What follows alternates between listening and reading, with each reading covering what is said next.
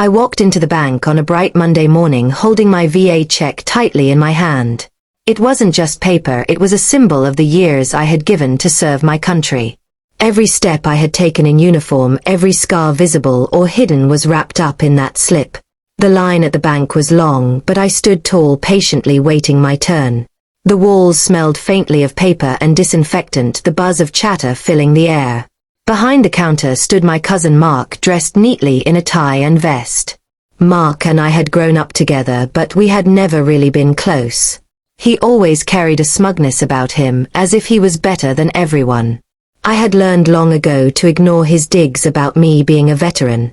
When his eyes landed on me, his lips curled into a mocking grin. "Well, look who finally crawled out of the barracks," he said loud enough for others to hear. I ignored the jab, stepping forward and sliding my VA check across the counter. His eyes scanned the paper, but instead of processing it, he let out a laugh. "This looks fake," he said, turning the check so the line behind me could see. Whispers broke out, people craning their necks to glance at the document. My face heated, but I kept my voice calm and even. "It's not fake, Mark, it's a federal check issued by the Veterans Affairs Office." He smirked, shaking his head like he was humoring a child. "You really think I'm going to fall for this scam?" he said. And before I could stop him, he ripped the check right down the middle. The sound of tearing paper echoed louder than the hum of the entire bank. Gasps erupted from the customers behind me, some covering their mouths. I stood frozen for a second, disbelief coursing through me like a shockwave. That check represented not just money but sacrifice, years of service, years away from home. I clenched my fists, my heart pounding in my ears. Mark leaned closer, lowering his voice so only I could hear. "You're just a washed-up soldier, stop pretending you matter." For a second, anger threatened to overwhelm me. But discipline honed from years in uniform kept me steady. I straightened my back and slowly reached for my phone. One call was all it took to the VA Fraud Investigation Unit. I explained the situation calmly, giving them the bank's name and location. They assured me someone would be there immediately.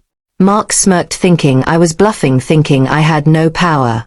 Minutes later, the glass doors opened, and in walked 3 federal agents. They wore dark suits, badges flashing as they announced their presence.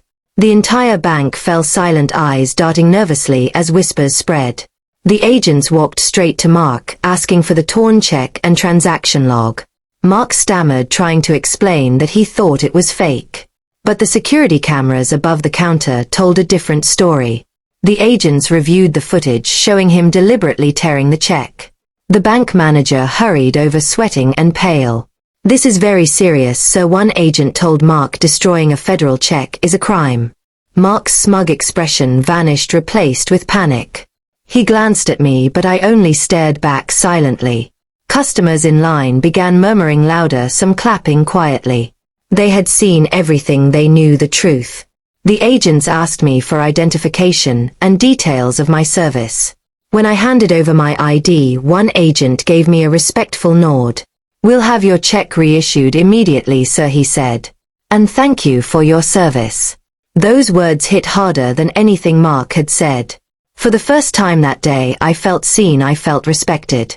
Mark, on the other hand, was led from behind the counter, hands shaking. The manager whispered frantically about legal action and termination. The agents escorted him out of the bank as he begged for mercy. His arrogance was gone, stripped away in front of everyone. The silence that followed was broken by applause. People clapped, nodding at me, offering words of support. I nodded back, humbled but steady, my chest lifting with quiet pride. I didn't feel joy at Mark's downfall, only relief that justice was swift. As I left the bank that day, I thought about the strange weight of respect. It should never have taken humiliation and agents storming in for people to see my worth. But still, I walked out taller than I had in years. The replacement check was issued within days, just as promised. And Mark's career at the bank ended abruptly, with headlines of fraud tied to his name. Our family heard about it quickly, whispers spreading faster than wildfire. Some relatives called me, blaming me for ruining his life. I reminded them he had ruined his own with lies, arrogance, and disrespect. Others quietly admitted they had seen his cruel streak for years. For once no one doubted me, no one called me weak. Because the truth had been witnessed by an entire room full of strangers. The VA agents later followed up thanking me again for reporting the incident. They said too often veterans stay silent when disrespected or mistreated. But standing up that day wasn't just about me, it was about every veteran. Every man and woman who had sacrificed and deserved honor, not mockery. I realized something important as I sat at home holding my replacement check. Mark had tried to tear my dignity in half the same way he tore that paper. But he failed because dignity isn't something that can be ripped apart. It's something earned, something unshakable built over years of service and sacrifice. And no matter how many arrogant cousins or mocking voices I faced, I would always carry that with me, louder than their laughter, stronger than their hate.